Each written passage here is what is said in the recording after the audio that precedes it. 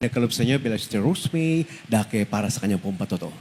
Hallelujah, praise the Lord. Ang pinakamataas na pagkupuri, pagluluwalhati, pagdadakila ay tanging sa ating pinakamamahal na Panginoon po lamang.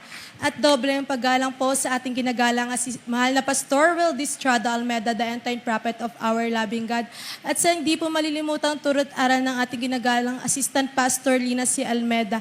At sa inyo po mga beloved children, magandang tanghali na po sa inyo po. And sa mga kapatiran, baguhan man o datihan, ako po'y bumabati po ng magandang tanghali na po sa inyong lahat. Ako po'y nagpupurit, nagpapasalamat sa ginantoang pagkakataon na ito na ihayag ang kabutihan ng Panginoon sa aking buhay. And pagkapala sa aming buhay, nandyan po na sariwain ko lamang po kung paano po kami nasave po sa gawain ito.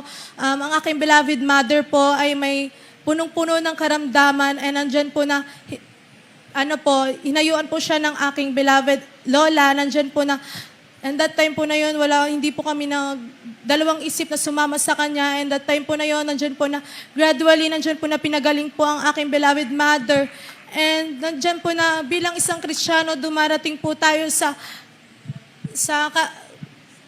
kahinaan, nandyan po na umabot po ako sa point bilang isang kabataan na nagsusuot na po ng wala sa kabanalan and hindi na po kaaya-aya sa malapin ng aking mga ginagawa.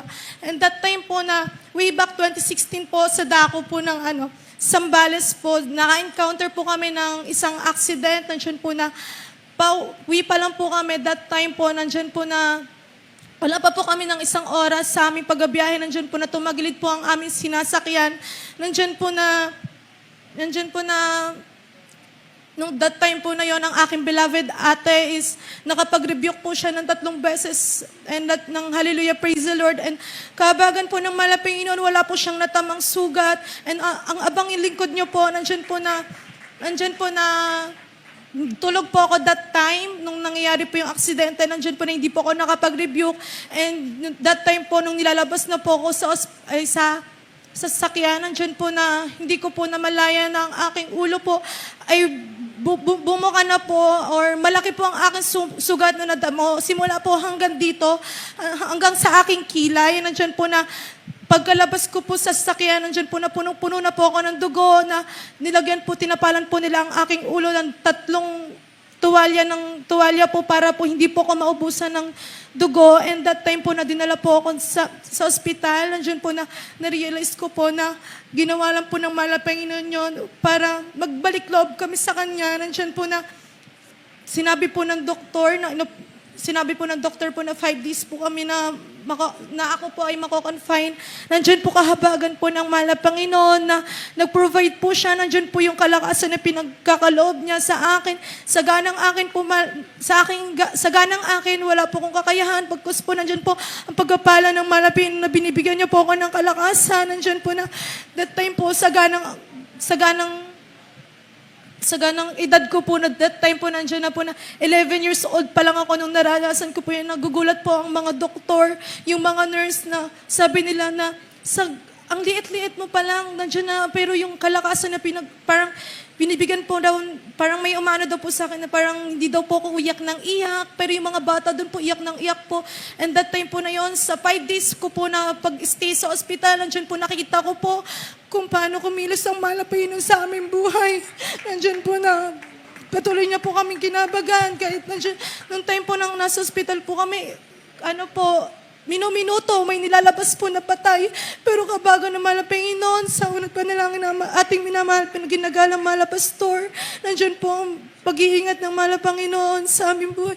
Nandiyan po na yung akin pong, and that time po na 5 days po kung kinonfine, nandiyan po na inaasahan na po namin na ang aking bill po is mataas po talaga.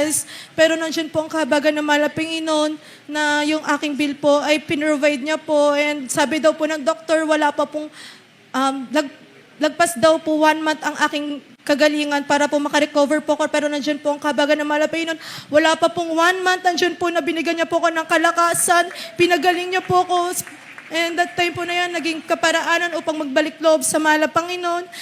That time po na yan, nandiyan po, tinawag niya po akong bilang youth choir member. And that time po na yan, napasalamatan ko po yan sa mahal na Panginoon.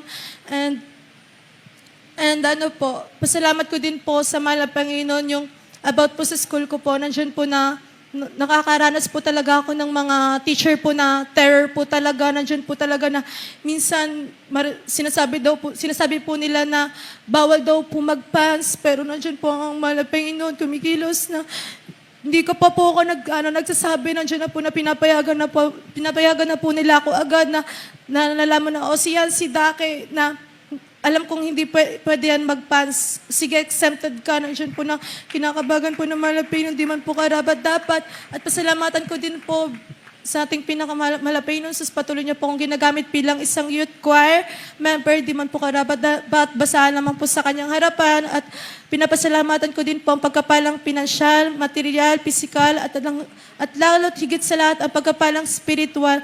Kaya hanggang dito na lamang po ang lahat ng kapurihan, pasalamat ay tanging sa ating pinakamalapay Jesus po lamang.